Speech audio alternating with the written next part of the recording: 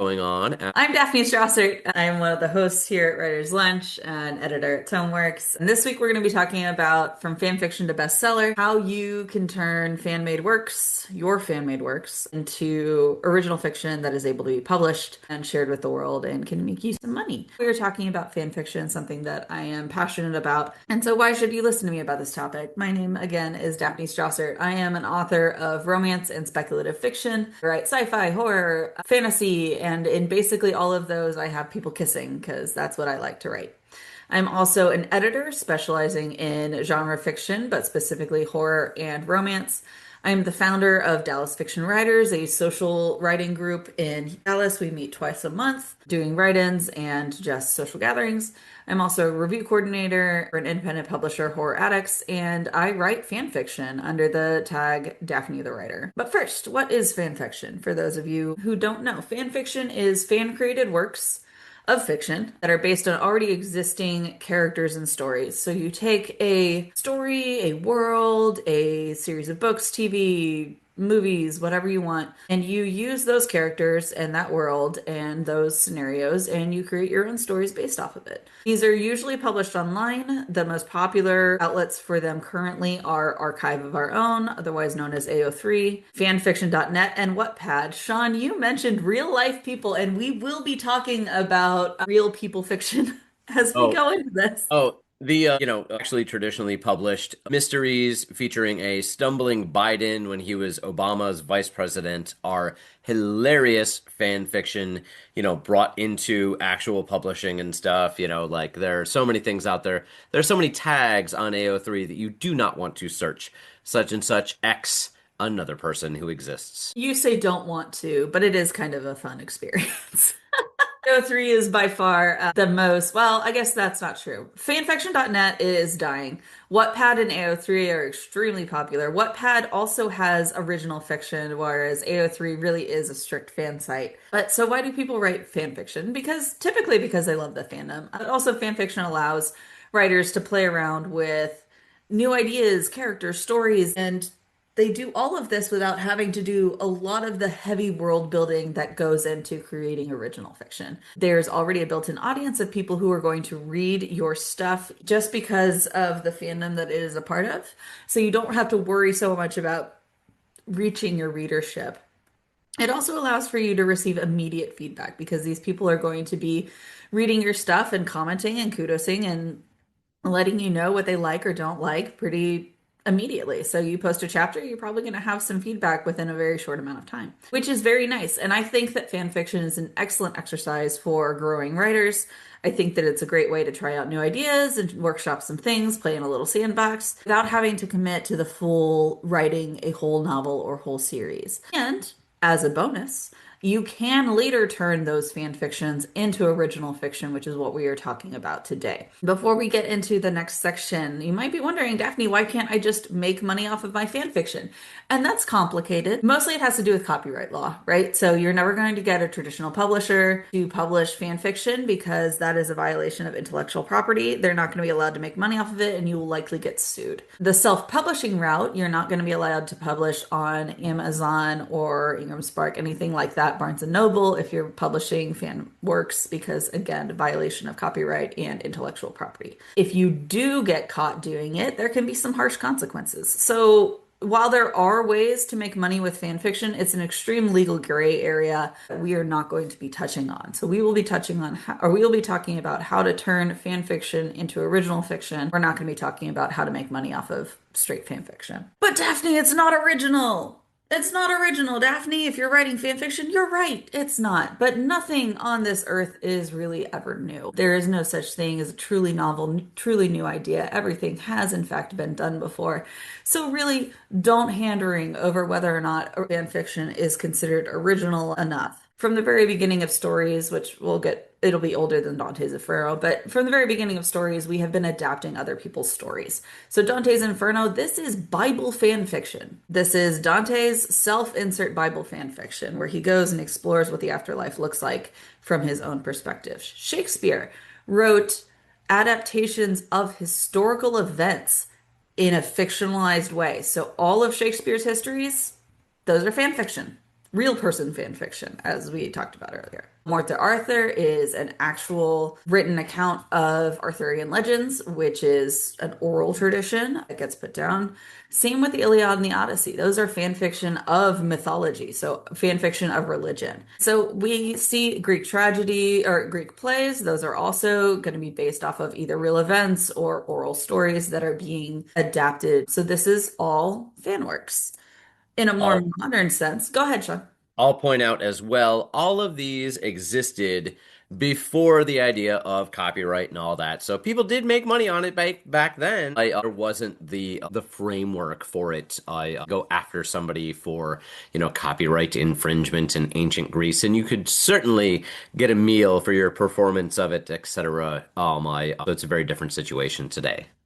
I will have to go back and study the emergence of copyright as a tool to keep people from using your stuff because as much as I've talked about intellectual property and as much as I've talked about the public domain, we actually don't know where this all started from. But that would be a fun exploration for next time. So, in terms of more modern retellings or more modern fan fictions, we have any fairy tale adaptation that's going to be considered fan fiction. So we have Beastly, which is this is the movie based on the book, which is a fairy tale retelling of Beauty and the Beast.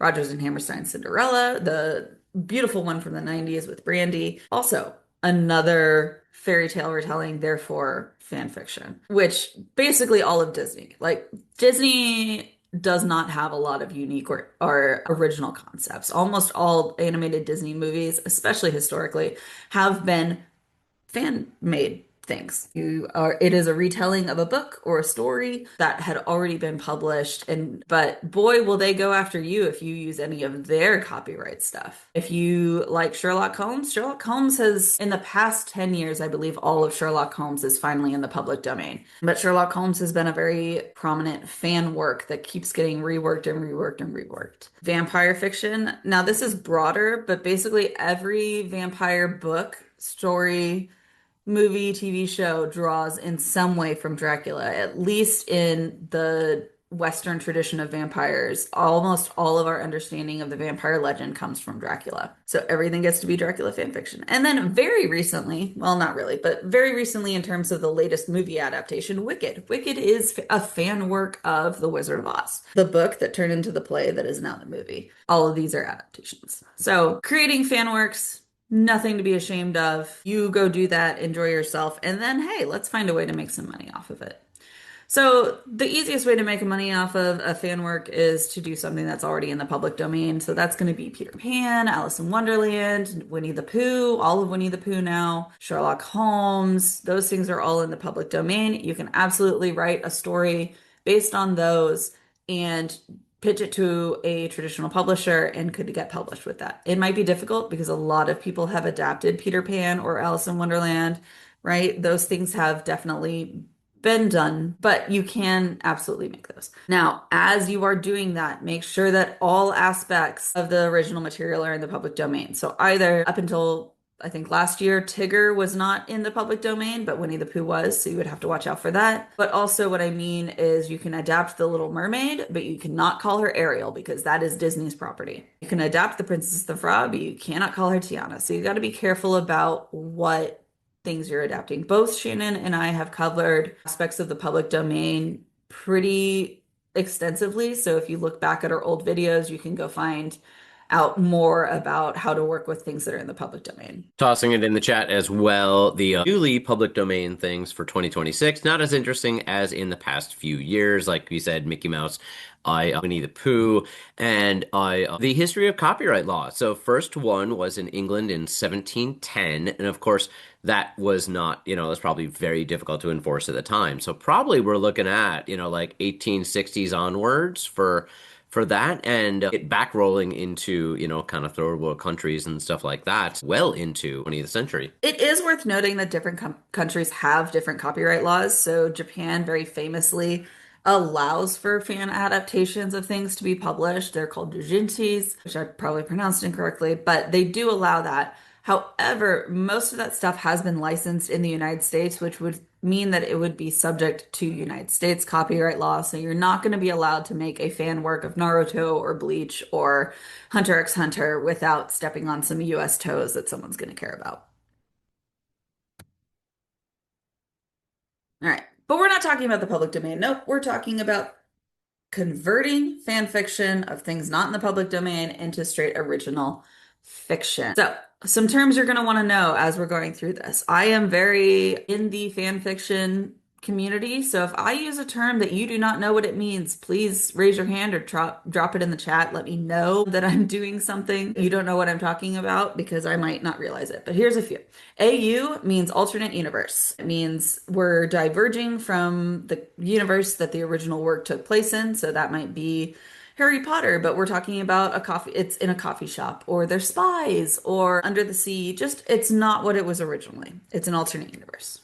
RPF means real person fiction. The real lives of people cannot be copyrighted. So you can write fiction about real people. And we're going to talk about some of those very famous adaptations when we get to our examples.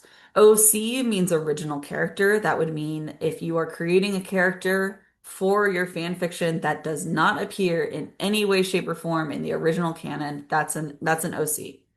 Reader insert are stories that are written from the second perspective where the reader is the character. So these will typically have like you as a character. You walked down the hall, you said his name, those sorts of things. So let's do some notable examples. City of Bones, written by Cassandra Clare in 2007, features a 15-year-old girl who discovers a hidden world of demon hunters. If you would anyone like to guess what this is based off of? This is going to be kind of a fun game. If you know what this is based off of, please toss it in the chat. Ryan says Buffy the Vampire Slayer. Give a few more moments for guesses before we do the Well, big I'm reveal. going to go much further back. I'm going to say it's based on Greek mythology. No, it is, in fact, from Harry Potter. It was originally a Harry Potter fanfic in which Draco Malfoy and Ginny are dating. And so the only holdover left in City of Bones from its fanfiction origins is that the main male character is blonde and the main female character is a redhead. That is it. She has scrubbed everything else.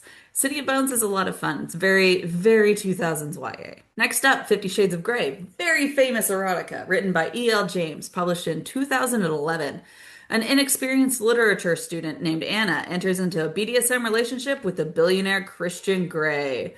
Anyone guessing what this is from? Sean says it's Twilight. I love the idea of a fanfic of a fanfic of a fanfic. Like I mean, it might be possible to find this, like somewhere based on. it's turtles all the way down. All right. So, yes, Sean, indeed it is from Twilight. The only thing left of Twilight, really, in 50 Shades of Grey is that it is set in the Pacific Northwest.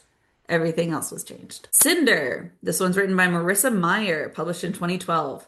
A gifted but ostracized cyborg's life becomes entangled with a prince in an intergalactic conflict. Now, there is an obvious and a not obvious answer about what this media is based on. Sean says it's from Cinderella. But what else? What was it originally a fan fiction of? Tasmia says, is it a Cinderella retelling? It is a Cinderella retelling. That is true. But it was originally written as Sailor Moon fan fiction. It was a Sailor Moon Cinderella retelling, which comes from now, it does involve an intergalactic conflict. It is the Lunar Chronicles. And so that is a little bit of a hint toward that. But yeah, that was a fun fact I learned while I was researching this, because I also thought it was just a Cinderella retelling. Point Pleasant, written by Jen Archer Wood, published in 2013. A man returns to his hometown after 13 years to uncover a supernatural mystery and rekindle a relationship with his best friend. What original media inspired Point Pleasant? There are wonderful details on these covers that are actually little Easter eggs, and I'm enjoying them. Shannon says Supernatural. Sean says Buffy. Oh, Supernatural question mark and then Buffy. It is in fact Supernatural. It was based off of a Dean and Castiel fic. You can see the main character on this cover looks, yeah, very Dean-like. And then in the That's what background, I was thinking. I was like, okay, you said look at the cover, and I was like, oh, that's Dean. well, but then you look a little closer and you've got a Like shadowy an figure in the angel. background with butterfly It's wings. an Now, angel. Yeah, I thought. Castiel Yeah. is an angel, but the wings are a pretty great giveaway. That was fun. I actually might need to read this one. This one looks like I might enjoy it. After, written by Anna Todd, published in 2014, a sweet college girl meets a tortured bad boy and starts a tumultuous relationship. What is the original media of After? There's a whole series of these. Tasmia knows what this one is. I do like, so it is interesting, and we'll talk about this more later, but it is interesting that on the cover, it is very obvious that this was a fan fiction because they're using it as their selling point. A billion readers online, Wattpad sensation, that's fun. That's something you would have seen earlier in this. And Tasmia is correct. It is, in fact, a Harry Styles fan fiction. It is One Direction fan fiction. There are multiple examples of One Direction fan fiction that made it big. I don't personally enjoy real person fiction, but I'm not going to yuck someone's yum. I know there's things I write and read that other people would not enjoy, but yes, this is in fact based off of Harry Styles. There's another famous one also based off of Harry Styles, and it's important to note that these I don't remember the name of the other book, but these two books have vastly different characterizations of who he was. Harry Styles in this one is portrayed as a tattooed bad boy with like an angsty past. And then the other one has him be like a soulful, sweet, but kind of a playboy guy. And so it's interesting how you can have different interpretations of the same actual literal person. Game Changer. You may know this more famously by its sequel called Heated Rivalry, which is now a giant HBO hit. Game Changer is the first one. It was written by Rachel Reed, published in 2018. The closeted captain of a professional hockey team has a secret relationship with a barista. What is it based off of? I'm just naming hockey teams. It's real person fiction. Once again, the cover is kind of a hint on this one, but honestly, only if you know the fandom. It's Marvel, the MCU specifically. So this is a Captain America Winter Soldier fan fiction. This was an AU in which Steve is a hockey player and Bucky is a barista, and they get together and have a secret relationship. 2021, we're getting pretty recent now. The Love Hypothesis by Ali Hazelwood. A PhD candidate starts a fake relationship with a notoriously grumpy professor to convince her best friend that she's moved on from her ex. What is it based off of? I'm trying to remember the name of the. Oh man, oh my! Eddie Murphy made it. Remake of it. Blob was in it. Matt Flubber. Professor. Flubber, yes. Flubber fanfic. That's my guess. Well, Tasmia knows the T. It is Reylo. This is Star Wars. When you look at the characters on the front cover, you're kind of like, oh yeah, that does look like them. Ali Hazelwood has a STEM degree and knows what she's talking about, and that has become her niche in the world of writing. But she did in fact write a Reylo College AU with these characters and turned it into contemporary romance. 2022, We'd Know by Then, written by Kirsten Bowling. In a world where you can only see color once you meet your soulmate, a woman has always seen color. When she meets someone who may be her soulmate, things get complicated. I tried so hard to make a little two-sentence summary of this book, but it is complicated. The setup, you have to explain the setup and then you also have to explain it. So it's a little harder to, this is what we would call a high concept story, which is it's, right? Yeah, high concept story, which is it's a little more difficult to explain. Any guesses on what inspired We'd Know by Then? This is also, hold on. Saw chat, coloring books. No. This is also Star Wars. This is also Reylo. I find this interesting because the literary world was like shocked by this when it came out. Not shocked, but like they were like, oh, what an interesting concept. What a unique concept. The idea of not seeing color till you see your soulmate. This has been all over fan fiction for the past 10 years. This was not a new concept. It was just not done in original fiction until very recently. And so when I saw a description of this movie, I was like, really? That may, yeah, that, but it's unusual for the fiction world. In the fan fiction world, soulmates are extremely popular trope, and there's a number of you don't know your soulmate till whatever, right? They have your arm is tattooed with the first thing they say to you, or you have matching tattoos, and you have to go find the person in the world that has your matching tattoo, or your eye color matches. There's all kinds of things kind of like this that get thrown around in the fan fiction tropes. So it was interesting to see this one. Our final one, this one came out last year. The Irresistible Urge to Fall for Your Enemy. An assassin, oh, by Bridget Knightley. An assassin and a healer are forced to work together to cure a fatal disease. What was the original media? John says Marie Curie. Tasmia says Harry Potter. Tasmia also says Christine Feehan's Dark series also uses this as a foundational element of the series. The main characters lose their ability to see, male main characters lose their ability to see color and feel emotions gradually unless they meet their soulmate. Absolutely love the series. Tasmia, you and I are going to have to talk about this because I started reading the Dark series, Christine Feehan's The Dark series, way too young. But I have been reading that book for almost the entire 20 something years that it's been, those books for like the 20 something years that they've been published. I love that series. So yeah, a little bit of a deep cut for me for you to mention that. It is Harry Potter. It is a Hermione fic. In fact, there were 3 Harry Potter fanfic adaptations that were published last year. And that is wild to me because the Potterheads are growing up and writing their own stuff and getting it published. And I hope to see more trans inclusion in those books as part of it. Anyway, so this was fun. So this has been going on for a while, and it's only now becoming more socially acceptable to admit that things were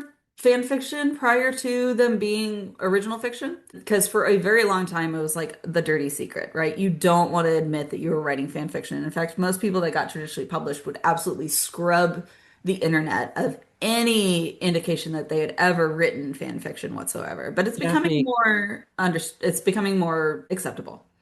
Daphne, can I ask this as well? Are there any legal ramifications to admitting that something, started as fan fiction? Like in the case of, let's say, like film and stuff like that, sometimes people do an interview and they'll be like, oh, this was so inspired by that film or that media.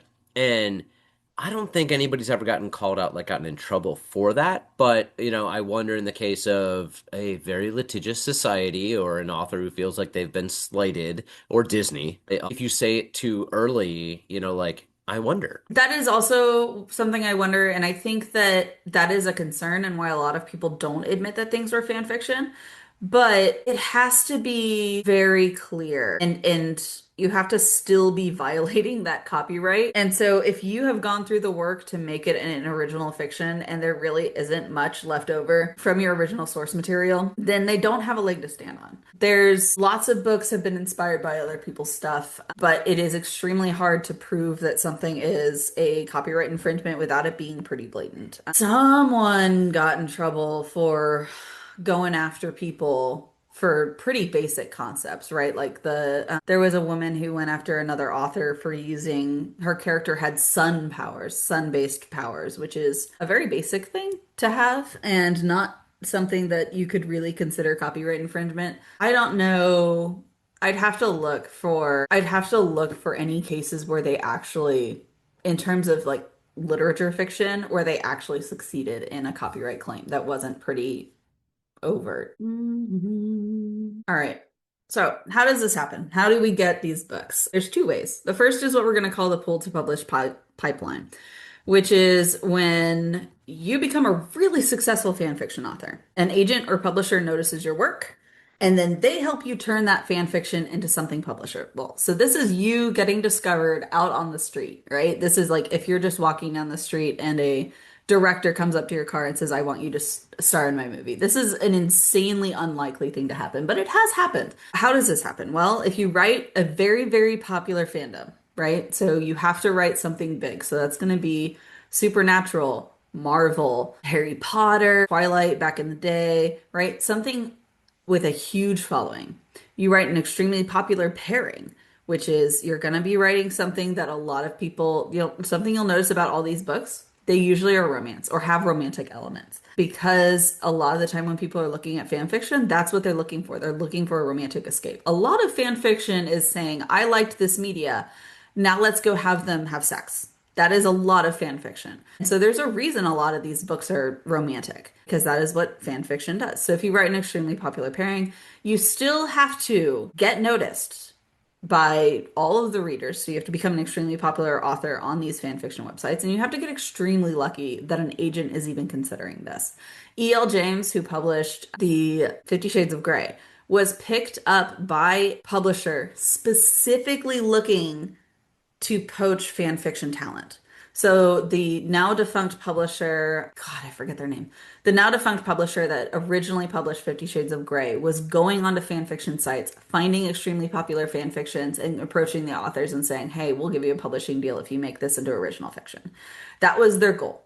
And they got extremely lucky that that worked out. But the company doesn't exist anymore because that's a very difficult thing to make work. So this is the pull to publish pipeline. If you are already out there doing your fan fiction thing, keep doing your fan fiction thing. Maybe you'll get picked up. It is significantly less likely than even the stacked odds of trying to pursue traditional publishing. This is truly like a meteor out of the dark hitting you is the likelihood of this happening to you. So don't count on it. So how would you turn fan fiction into a publishable novel? And for this, we're going to assume, well, I guess first let's talk about this. So if you modify fan fiction enough, it's indistinguishable from original fiction. My husband doesn't really understand fan fiction because when I talk to him about AUs and things like that, he's like, well, but that's just original fiction, right? So if you are writing, for example, if you're going to write a Fast and Furious fan fiction where there's no cars, it's set in space, and for some reason Dom's a vampire, that's nothing like Fast and Furious anymore. That is completely original fiction. So go ahead and go write that, right? But know that what you're writing at some point is just, you're just writing. That's just original fiction. You can make that work. So what we're going to talk about is, let's assume you already have a fan fiction. I am not in any way encouraging you to go out and write fan fiction as a means to create original fiction. That is doing twice as much work. You do not need to do that if your whole goal is just to write original fiction. But if you already write fan fiction or you already have a fan fiction that is written, how can you make it something that you can either pitch to publishers or agents or that you can self-publish without worrying about it? First of all, you want to find the essence of your story. So this is asking, why did I write this? What is it that makes this story special? What made it different from the source material? So that might be what characters you focus on, the kinds of emotions that you're looking to bring out in your readers. What kind of story were you ultimately trying to write? If you are writing Hello Kitty fan fiction, but you have it be dark and gritty, yeah, that's a big departure from your source material. And that's something that you should look at to be the essence as you're refining your work. So starting with your characters, very basically, you have to change everyone's name. You might be able to sneak in a single character having the same name, but I wouldn't risk it. But you need to change your characters' names. That is window dressing. That's super easy. What gets more difficult is when you're talking about changing like backstories. So for example, if you're writing Thor fan fiction, so you've got Thor and you've got Loki. So you've got these two characters, blonde, brawny, a little bit of a himbo, skinny, black hair, kind of a dick, right? You've got those two characters. If you're going to put that into original fiction, you might need to flesh that out more. Either change up their appearance, which is next, or you're going to have to add in more siblings, a different dynamic, so that it's not obvious that that's what you're parroting. Do you change their appearance? The answer to this could be yes or no. But one thing you'll notice about a lot of the examples that I pulled at the beginning is that those appearances really didn't change. It's maybe the last homage to the original material that the author might cling to. And that's because appearances aren't really copyrightable. A kid with black hair and glasses is not necessarily Harry Potter. A blonde, brawny guy is not necessarily Captain America, right? So those appearances, because we're just talking about real people or real people, quote unquote, those aren't necessarily things that need to change. Now, if you're talking about aliens, so if you are creating a blue alien with a tail that's 7 feet tall, that looks a little bit too much like the Navi from Avatar. So watch out for that. Do you need to change the appearance? Up to you. Then my last point is to flesh out secondary characters. And this has less to do with copyright and more about writing advice in general. What makes fan fiction so successful is that readers are coming in already knowing a lot of your backstory. They already know a lot of the premise, they know the characters' histories, and so you can have a different jumping off point for fan fiction than you do for original fiction. And when you are making the changes, you have to flesh out things that normally are taken for granted. So secondary characters that are people might already know them from the fandom. No one knows them in your original fiction. You really need to make sure that you're introducing them properly and you're not creating a world of just, thank you, Ryan. I love your comment about blonde, brawny hunk, probably played by a white guy named Chris, is so generic the MCU has three of them. Yes, it is. That's just blonde, brawny guy. So pay attention that you are not creating a story that's flat. Often because fan fiction focuses on a romantic element, a lot of the secondary characters fall to the wayside. So don't fall into that trap. Make sure that you're giving all of your characters the necessary background that they need. Your setting. Making a fan fiction into original fiction is often about stripping away the world building. So the easiest fan fictions to adapt are going to be AUs. So if you have taken Hogwarts and turned it into a coffee shop, or if you have the Fast and the Furious guys working at a flower boutique, that's going to do a lot of that work for you. But if you try to if you're going to retain a story that contains a school where they teach magic, you have to really watch out that you're not just stepping all over those toes. So when you strip your world building, though, make sure you put it back. If they're living in a kingdom far, far away, make sure that kingdom has a name and you're thinking about the social structure and you're thinking about how it's governed. Because if you just take out everything and leave your characters in a blank setting, that loses reader interest. It's about taking out all the things that are identifying information and filling it back up with new and interesting things. So, like I said, this is not easy. This is not a shortcut to writing original fiction because you are doing all of that work twice. Make sure that your setting is a living, breathing character just as much as your people are. That you don't have just your characters talking in a blank room. Make your setting feel vibrant. And as you do that, you might find that it's then affects your characters, it then affects your plot, and you're starting to deviate more and more and more away from your original source material, which is good. That's the goal. Your plot. Another thing about how fan fiction is structured is because it is published online, chapter by chapter, it is often paced like a serial, not like a novel. Go back and learn about different novel outlining techniques. I have a YouTube video for us about outlining your novel that's totally worth looking at just to make sure that your story is not a series of events chapter by chapter, but it actually has your overarching arcs that you need for it to feel satisfying to your readers. Pay attention to your word count. When we read stuff on AO3, we might not flinch at 300,000 words, but a publisher certainly is going to. Look at what your word count for the genre you're looking for. Look at what it should be. So if you're writing sci-fi fantasy, that's like 100 to 110. If you're writing contemporary romance, you're looking at like 80,000 words. I've got a blog post about word count, why it matters, and what those word counts should be on the Tomeworks blog. But make sure that your story is the correct word count for what you're trying to publish it in.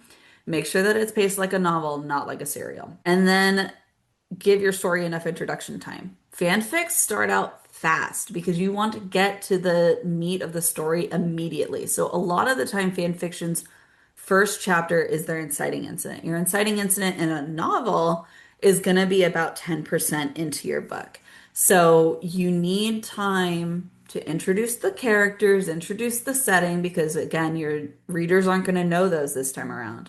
You need to include those introductions at the beginning. Not to say your beginning should be boring, not to say it shouldn't include a hook, but you do need to include it because otherwise people aren't going to know what's going on, or it's going to feel very, very rushed. And finally, administratively, as you're getting ready to publish this or pitch it, you're going to need to scrub your fanfic from the internet. And that's because if people can still access your story on the internet, then they might not bother to buy your book. So you want it to be the exciting thing for people to look for. But remember that you still have fans and you want them to know where to find you. So tell them about you publishing this, right? Fans often, especially if they've enjoyed your fanfiction works for a long time, are looking for ways to support you. And since you can't really get support for fanfiction, like monetarily, they might be very, very excited to see that you've created something into a book. I've received in my fan fiction time, I've received a number of people being like, "Can I get a physical copy of this? Not of my fan fiction, but if I publish it as a book, you could." So let them know where you're going, but you also do have to disappear. And then back to the question that Sean had asked earlier, do you tell people where it came from or not? Do you tell your agent, hey, I'm pitching, or tell agents you're submitting to, hey, I'm pitching this. It started off as fan fiction and I got 500 million views off of it. Because if you are going to tout how popular it was, it's got to be really popular because they're not going to be impressed by a couple 100,000 views. That's kind of chump change. So personally, I wouldn't tell them, but that's up to you. It is becoming more acceptable to tell people that it came from fan fiction. If you are self-publishing it, do you tell people? Depends how popular it was. Again, like I think it's more acceptable with self-publishing because it is you making that calculated jump on this, but that's a personal decision. I don't think there's really a right or a wrong answer in anyway. All right. Now would be the time if you guys have any questions, please let me know. You can put them in the chat, you can raise your hand, but I am Daphne Strasert. You can find me at daphnestrasert.com. You can also find me on tomeworksedits.com. Email me at daphne@tomeworksedits.com and find me pretty much everywhere on the internet as Daphne the Writer. That's Instagram, Facebook, a number of places I don't actually use, like Threads, and as well as you can find all my fan fiction through Daphne the Writer. Yeah. So thank you everyone for coming. Thank you so much, Daphne. Yeah. Meanwhile, everyone go follow Writer's Lunch. You can find us online as Tomeworks Edits. So follow us on Facebook, Instagram, wherever you are, Blue Sky, LinkedIn. That's right. We LinkedIn. have a following on LinkedIn. And that way you can stay on top of what's coming up with Writers' Lunches as well as in-person events that we have in Dallas and Houston. Question from Tasmia. What rights do we have for any fanfic that are published on something like AO3? You don't. That is so fiction is an extremely gray area of legality. So if someone were to take your fan fiction and publish it, which was happening. Etsy, people were stealing people's fan fictions and printing them and selling them as hard copy books. This was a problem. The only recourse you have is to report it as copyright violation, not of your copyright, but of the original source materials. That is the only thing you can do because it has been untested in court. AO3 makes a lot of promises. Like if you look at what AO3 believes in, they have like a legal fund and things like that, which is they're willing to go to court and fight for the idea that fan fiction is fair use. Fair use means I'm allowed to create it, I'm allowed to distribute it. I am not allowed to make money off of it. So, legality of saying, well, I used this other person's IP to create my fan fiction, which is an original work of my mind, right? Original, it was created by me. Saying that, but you're not allowed to make money off of it because of how copyright works. You're not allowed to infringe on other people's ability to make money off of their intellectual property, which is where the legalese of it comes in, right? So Anne Rice sued people for making fan fiction of Interview with a Vampire successfully enough that people got scared and stopped making it. It was never fully tested in court that you're not allowed to make fan fiction of works. I think for that to truly get tested is gonna take a really big author making a really big fan fiction of something like Disney. For Disney to be willing to go after them, for the author to be able to fight for it. Like, I don't think that we're really going to see this played out in court unless somebody takes a very big risk. Your specific question, if someone tries to publish your fan fiction, what can you do? All you can do is report it as copyright infringement for the original material. If someone were to copy paste your fan fiction on AO3 and go post it on fanfiction.net, you've got nothing. That's unfortunately, you have nothing that you can do about that because the rights of fan fiction authors really haven't been established. I do Awesome. want If to there's say, any more I know you said it happened questions. on Etsy, but about 3 years ago, there was bot activity that took swaths of AO3 and released books en masse on Amazon. And that was like a huge, huge deal for about, I'd say, 3 weeks before it all got cleared up. And what she said, one of the things that they found out was that the way Amazon like complain about stuff, like how do you report this, said this is my copyrighted material. So it was hard to actually like do something correctly, because if you had written it and it was fan fiction, it wasn't your copyrighted material. So Amazon has changed that.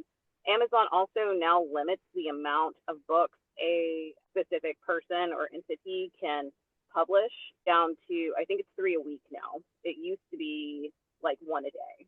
And then before that, it was unlimited. So they are doing some stuff to kind of curtail bot activity, which does sort of help you if somebody tries to do that targeted attack kind of thing again, where they just like en masse take entire works from AO3. But like Daphne said, you'd have to report it, and finally find somebody at Amazon who's like, oh shit, we have a problem. Yeah. Oh, that made me think. Well, not only were bots scraping fan fiction sites for publishing it on Amazon, which is horrendous. It's also your fanfic is in AI. By the way, all fanfic has been used to train AI models. That's why certain concepts show up so much when people try to use generative AI to write things. It sounds very fanfiction-y, and that's because they were all trained on fanfiction. Because yeah, so it was trained on the Omegaverse. So the way you know that the publishing world is affected by fan fiction is because Omegaverse has been published. But yeah, AI was trained with fan fiction, and there's no recourse you have for that.